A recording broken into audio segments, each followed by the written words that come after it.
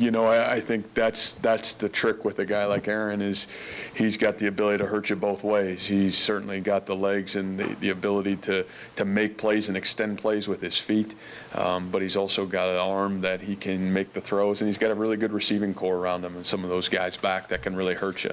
So I think what you have to do is you have to, present multiple looks and continue to try to, just situational football. How do we get them into situational football and win on some of those situational areas? But Aaron's certainly a dynamic threat for them. Yeah, well, I think probably a little bit of both.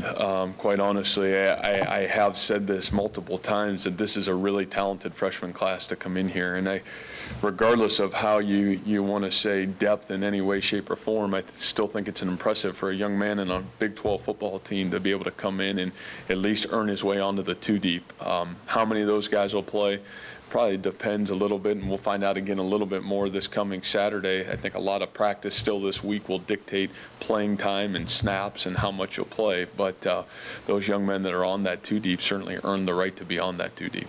Well, I think that's hard to tell right now as you go into the first game. I think that's a little bit of the unknown both ways. But I think what I do know is that's the confidence and the culture of that program is right. And, it's right there. You're talking a team that's the success they had a year ago, the success they've had over Coach Farley's career.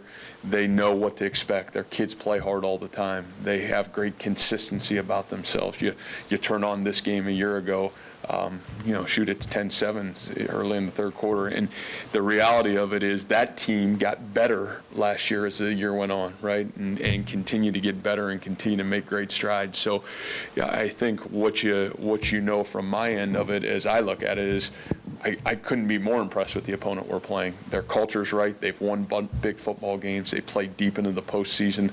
Their young guys, even if they weren't the starters, got a ton of reps and played a lot of football. And that's what good programs do. That's what good teams do. And they don't just, they don't rebuild, they reload. And I think he's certainly done a great job of that. Yeah, again with Joel is everything you want in a football player. Joel is the guy that's the first guy in, he's the last guy to leave. Joel's the guy that when you're running sprints, he wins. He just doesn't win the first sprint, he wins every sprint. Joel's the guy that when he wins sprint, he may not be the guy that's the rah-rah guy, but he's the guy that's going to go take the guy that's struggling and get him across the finish line.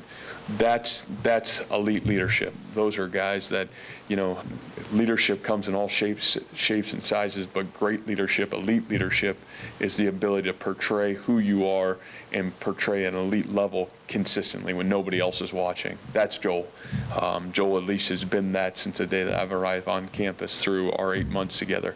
That's who Joel is. So, I'm glad his teammates saw that. I think they've really witnessed his leadership ability. His consistency has been tremendous really through spring practice into the summer. I thought he made great headway from who he was through as we went into the summer to who he was when we got him back in the fall. Really tribute to him and what his work ethic was in terms of footwork and, just throwing different patterns that maybe we brought into the system that weren't here before. And so he's really worked hard at it. I'm really excited for Joel Lanning and the type of season that he has the ability to have. But I think he's a guy that certainly defines what we want in terms of leadership within our own football program.